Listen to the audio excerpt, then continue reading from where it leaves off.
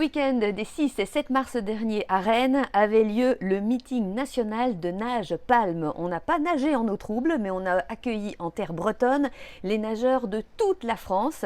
De belles rencontres, des exploits, des records aussi, rencontres.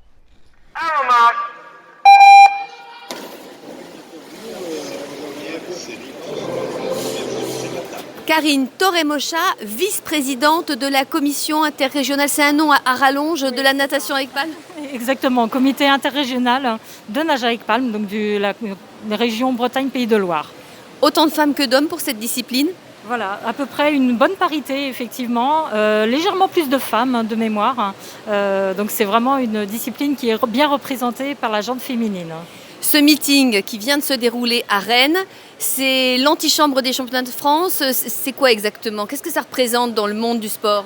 Alors, Covid oblige, effectivement, la FFESSM a été obligée d'adapter effectivement ses compétitions. Donc du coup, ce championnat est un meeting national d'élite, donc de nage avec palme. Ça a représenté une bonne centaine de nageurs, donc les meilleurs de France. Et là, c'est en guise de sélection pour le championnat de France, qui n'aura peut-être pas lieu, qui sera certainement un meeting également à Aix-en-Provence. Et donc après, des objectifs au niveau des championnats mondiaux, notamment en Russie cet été, donc pour les seniors, et d'autres championnats également pour les juniors.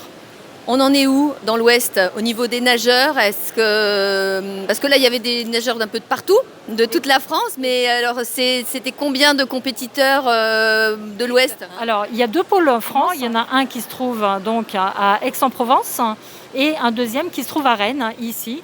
Donc c'est vrai qu'on a cette chance-là d'avoir deux pôles France qui regroupent les sportifs de haut niveau et les sportifs en devenir également. Donc là, ce meeting, justement, la fédération a permis aux jeunes nageurs qui ne font pas encore partie donc, des sportifs de haut niveau d'intégrer justement pour représenter l'élite de demain, effectivement, pour avoir un potentiel de nageur à venir. Il y a eu des records battus? Alors on a eu des records de France, effectivement, notamment là à l'instant donc, sur un relais donc, du cercle Paul Bert de Rennes. J'ai entendu également qu'il y avait eu un relais donc, de la Ciotat, donc le relais mixte. Donc c'est vrai qu'il y a eu des belles performances, effectivement. Malgré cette période compliquée où les entraînements sont très difficiles, ils ont réussi à maintenir le niveau et je pense que ça leur faisait tellement plaisir d'être présents sur un meeting qu'ils ont tout donné. Donc une belle représentation de nos beaux nageurs. En tout cas, c'est jamais trop tard pour s'inscrire. On peut même le faire en loisir. Hein. Ah, exactement, oui. Après, on a beaucoup de loisirs, on a beaucoup de masters, on a des seniors. Donc, c'est vrai qu'on a vraiment tout un panel. Donc, des hommes, des femmes, des jeunes, des moins jeunes. Donc, voilà, faites-vous plaisir.